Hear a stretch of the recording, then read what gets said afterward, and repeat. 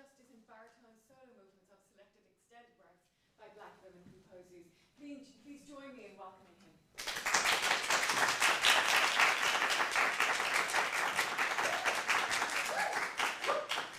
Thank you to Dr. Darrell Taylor and the leadership of this conference. Thank you so much for your warm invitation. I'm very glad to be here. And this really feels like a homecoming, even though this is my first time being here at the conference. So thank you so much for your warm reception of the music and the scholarship. So this is Religion, Resolve, and Rebuke. And I promise you the alliteration was really a happy accident. So what do we say in church? I'm not going to be before you long because it's 7 o'clock and I need chicken wings. So we're going to move this right along. So everybody has a handout, and it just covers some basic scholarship, well, additional scholarship, and points of musical interest in Black women composers' art songs that speaks to different elements of justice.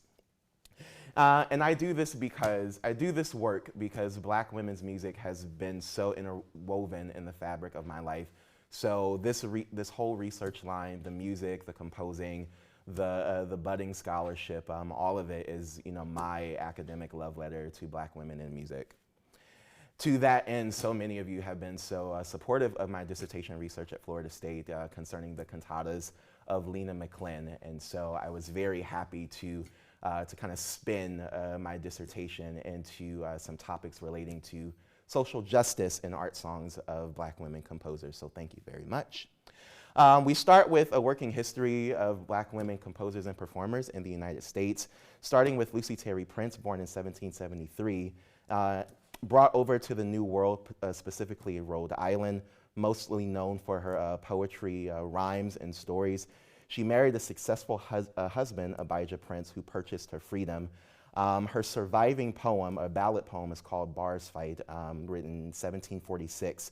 And one dimension of justice about this particular ballad poem, it was written, the incident was a fight between Native American families and two white families in which the Native American families had overthrown those white families over issues of rightful ownership of land. And so it was orally preserved until 1855. Senegambia, whose dates are unknown, was also a Rhode Island settler, and she told of enslaved Black women who charmed audiences with ancient stories and music.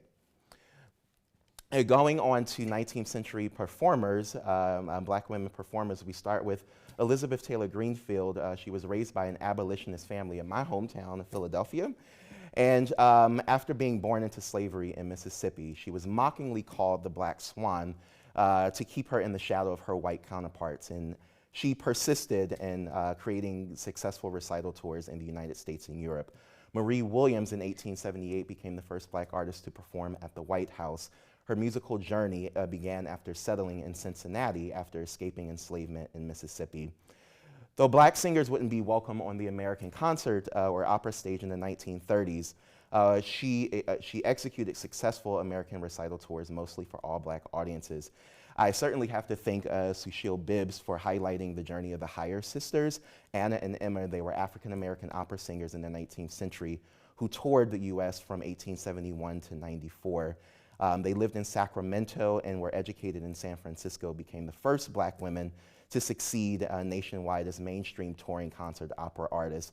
And through their own experiences with racism and misogyny, they were able to create justice through music and justice as music. And I hope that term makes sense, by creating pretty much the first American musicals. Ciceretta Jones made her New York debut in 1888 at Steinway Hall. 4 years later, she performed at the White House for President Benjamin Harrison. She eventually sang for 4 consecutive presidents in the British royal family and met with international success. Besides the US, the West Indies, she toured in South America, Australia, India, Southern Africa, and Europe. So the handout I gave you, it's a working list, a sample list of vocal music with elements of justice by Black women composers. We start with Lena Mclean's 1988 arrangement of Don't You Let Nobody Turn You Around. This started off as a spiritual arrangement for one of her students, baritone Robert Sims, which was later treated for a choral arrangement. You'll hear momentarily Dorothy Rudmore's 4th of July speech from the opera Frederick Douglass. He came to Alabama, which is the baritone mezzo concert aria from the Free at Last, the cantata Free at Last, a portrait of Dr. Martin Luther King Jr. And I also like to highlight the Frederick Douglass Symphonic Suite, which was written by Geraldine Saunders Herbison. And more information about that particular work can be found in Hildred Roach's anthology called Black American Music Past and Present. So I don't really need to rehearse the wonderful biography of Margaret Bonds, but in the early 60s, it brought on the first televised performance of Ballad of the Brown King in the writing of the Montgomery Variations, which is a series of orchestral essays around the Negro spiritual. Also, several life events, including the death of Langston Hughes and her relocation to Los Angeles. And in the middle was the writing of the Credo, which was finalized in 1967 with text by W.E.B. Du Bois, who was a public intellectual and founding member of the NAACP. This carries textual themes of unity and beauty of diasporic Black people and was W.E.B. Du Bois's philosophical essay on racial harmony. And I find this to be a very accessible work for most choirs. So if you have a symphonic choir, college choir, or a good high school choir worth their salt, this is a great work to uncover minimal divisi opportunities for solos. And there is, we have a recent arrival of a modern performance edition by way of Dr. John Michael Cooper with Hildegard Publishing. Some themes on religion. So though sometimes Du Bois was religiously ambiguous, he publicly professed this philosophical creed, basically saying there was still some good about humanity in the wake of racism, sexism, all the isms, right?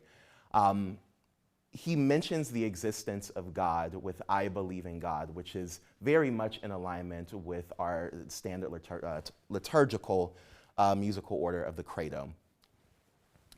Bonds' musical construction for the Credo casts very similarities to like models of the Western European tradition, and so I kind of juxtapose that with the Vivaldi Credo in the middle of uncovering Chicago Black women composers in my dissertation. So there are a couple of things to note about the music and the text.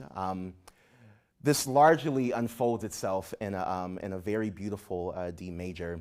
And so what's of interest, particularly as I have done some score study on this, is the choral response to the soloist's belief statements, which is very hushed, very quiet, and explores different elements of chromaticism. This is an established baritone solo with melodies atop the choral response, particularly with the story of Esau in the Old Testament, and Margaret Bonds really brings this out to a wonderful fortissimo, talking about forsaking the nation's birthright. And I like to play a little clip of this, which you were tortured by in the beginning of this. I'm going to let you listen to it in full. I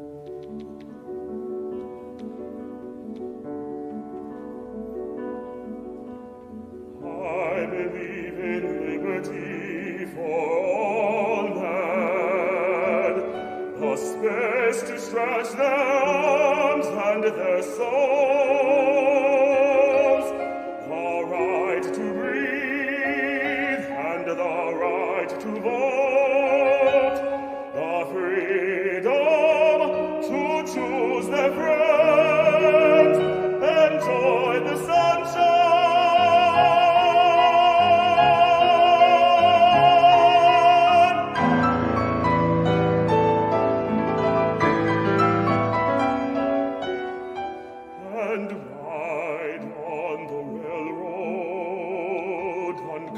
By color, thinking, dreaming, working as they will in a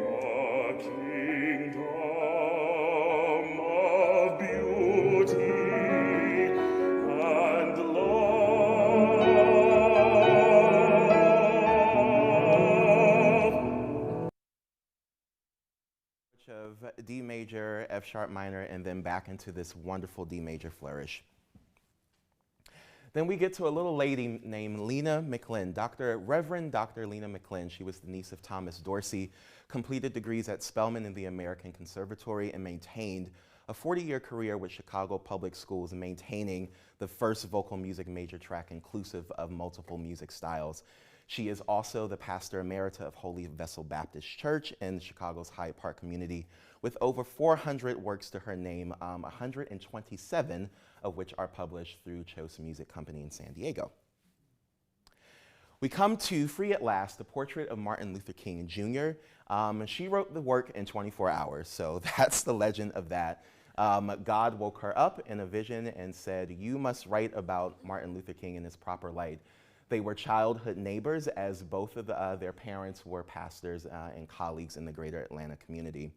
There's no known professional recording of the work. However, we do have an uncovered recording of the Minnesota Orchestra and Choral from 1982. Another very accessible work for community and symphonic choruses with minimal divisi across the movements. This work is anchored in 5 spirituals with baritone or mezzo-soprano solo. It's more commonly for baritones to have performed this. And we are so grateful to have more showings of this work via YouTube, SoundCloud, etc. A concert aria is He Came to Alabama. It's really the centerpiece, a solo vocal work of the movement. And this speaks to a very resolution about justice. Some of the text contained in that concert aria is, "We shall not be moved. Jails cannot hold us. Liberty enfold us. Standing in silence, we fear no violence. We shall not be moved." And of course, this is speaking to Reverend Dr. Martin Luther King's march in Selma, Alabama. She says, "God sent a leader to right the nation's wrong." And in this work, she sets up King as a prophet who receives this divine mission from God. She says, "The people were Black people. The problem was racism, and his solution was freedom." Coming across several sections of this, there are a couple of things to note. The repetition of dotted triplet rhythms on the 4th beat of multiple phrases, so you get bum, bum, bum, da, da, ya, da, da, da. We go from this very a la marcha tempo to a softer, slower section talking about the kneeling of the people, the kneeling of Black people in the jails as they continue to march for their freedom, and how they remain very resolute in the face of violence. And here is baritone Mark Rucker, who is one of Lena Mclean's former students, singing "He Came to Alabama." Ooh, my God. Power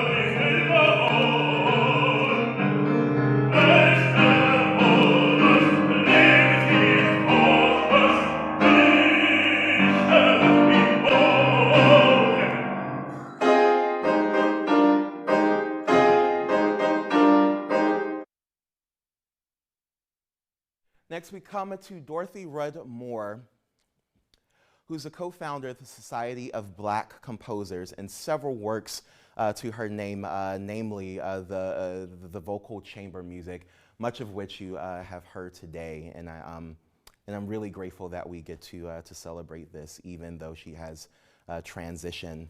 We come to the 4th of July speech, which comes from Act 2, Scene 3 of the opera Frederick Douglass, which was commissioned by Opera Ebony and premiered in 1985. Moore was the composer and the librettist. I mean, boss stuff right there.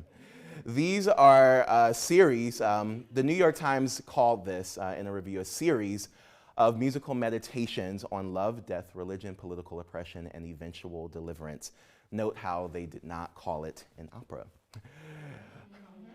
This centers Haitian folk music and elements of 19th century romanticism, and the plot of this opera centers on Douglass's second marriage. So, as musicians, going through several trainings, we've taken a strong rebuke from our teachers, our mentors at one point or another, and so there's a rebuke element to social justice in our nation across decades, across centuries. And I'm just going to lift up an excerpt from the 4th of July speech. Douglass says, "What to the American slave is your 4th of July? I answer, a day that reveals to him more than all the other days in the year the gross injustice and cruelty to which he is a constant victim. To him, your celebration is a sham. Your boasted liberty and unholy license, your national greatness, swelling vanity, your sounds of rejoicing are empty and heartless. Your denunciation of tyrants, brass-fonted impudence, your shouts of liberty and equality, hollow mockery, your prayers and your hymns, your sermons and thanksgivings, with all your religious parade and solemnity are to him mere bombast, fraud, deception, impiety, and hypocrisy." That's a read. There's several instances of these in the aria where we get textual extremes, such as "you may rejoice, but I have to mourn." This is a sad day for me, but glorious for you. Hearing your shouts, but the cries of the enslaved. And this whole speech just alludes to the fact that America has blood on its hands. There are a lot of indeterminate key areas, but we get briefings of C minor, F minor, and E minor as we go throughout this aria. Also, there's a right-hand doubling, orchestral doubling of the vocal melody throughout, and I think throughout the sections of the work there's more urgency in the left hand, the piano, with very flourished sixteenths, and lots of fiery accents over the quarter notes. And so we are going to hear an excerpt of this being performed at the very last African American Art Song Alliance conference.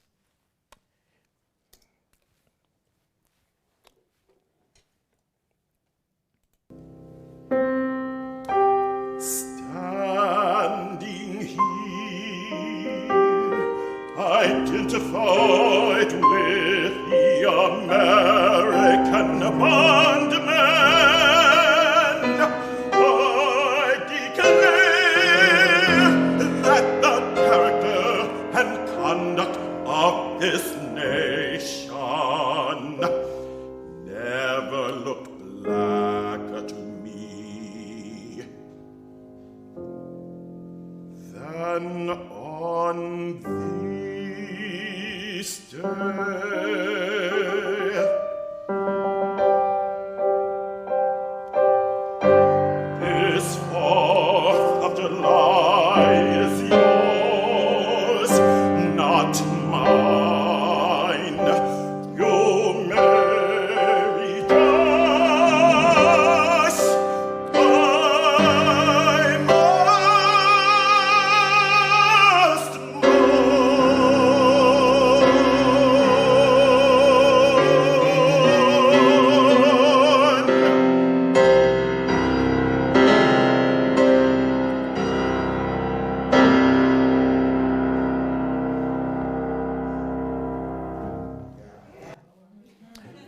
That thing digs in. Okay. So how do we advocate for the music of Black women composers? I'm very grateful for conferences like these, and I've been wanting to come for as long as I knew it was in existence. And so we know, say, and center their names. And I lifted up this point in the Composers Forum about being open to the wisdom of the elders and ancestors who have done this work. And for conferences like these, much of the work has been done for us. And so I strongly encourage you to take this back to your institutions, your communities, so that way we can put people from the margins onto the center, as Audre Lorde says. And I got something for you to scan. So if you want a working playlist of art songs themed by justice by Black women composers, there you go. I'm grateful to have Jasmine Barnes in the room, Songs from the African and Violet. It's on there. Moments in Sonder, B.E. Boykin. Dr. Marcia Porter on Consciousness Streams from Jacqueline Hairston. Thank you so much. So all the other steps are great, but if we don't really do the grunt work of putting people from margins on the center, all of this wonderful grandeur is for naught. This is where I got it from. And I'm a nerd, so I love to talk about this stuff. So if you want to rap afterwards, please let's do it. But let's get some chicken. All right, thank you.